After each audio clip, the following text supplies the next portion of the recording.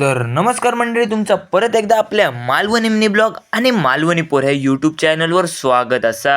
रोज कोणाच्या नाही कोणाच्या गाडीने जाणारो आज मी लालपर्यंत प्रवास करणार होतो. आपल्या गावात येणारी एसटी असल्या कारणात तुमच्या भावाक बसाक मिळालेला, पण त्याच्यात झालं असं की आमका जी सीट मिळालेली त्याची जी खिडकी होती ती आमका उघडत नाही होती. पण 2च्या 4 झाले तरी चालत आम्ही ती खिडकी उघडूनच बसणार होतो. एवढाच ऐकल्याने मला कंडक्टर काकांनी जामसंडात उतरून टाकल्याने आणि सांगल्याने की तू तुझ्या मार्गाने जाऊक लाग. माझ्या मार्गाने मी वर्गात येऊन बघतोय तर काय कोण असं डोक्यात हात लावून होतो आणि काय काय जण असे लिहित होते. पण त्याच्यात विषय असं झालं ना, हे सगळ्या ज्या काही लिहतात त्या तुमच्या भावाचा सगळा आधीच लिहून झाला होता. त्याच्यामुळे तुमचा भाव ते एकदम खुश होतो. वाईच टेन्शन पण गेलेला होता. टेन्शन गेलेला या कळताच भविष्याचा टेन्शन येऊ नको म्हणून आमच्या आयटीआयतल्या शिक्षकांनी आर्थिक साक्षरता जनजागृती कार्यक्रम राबवल्याने होतो. कार्यक्रम जसं संपलो तसं आमची गँग घेऊन आम्ही सगळे निघालेले होते बाहेर. रोज सारखं आपल्या ह्या चिल्लर पार्टीचा व्हिडिओ केला आणि ह्या ज्या तुमका समोर दिसताना आता असा आमचा भला मोठा आयटीआय जामसंड्याचा. मधली सुट्टी संपल्या कारणाने पुन्हा आपण एकदा वर्गात येऊन बसलेलो आणि आता आपल्या खायच्या समोर दिसणाऱ्या टीव्हीवर काहीतरी शिकवणार होते. त्या कारणाने आम्ही सगळे गप्प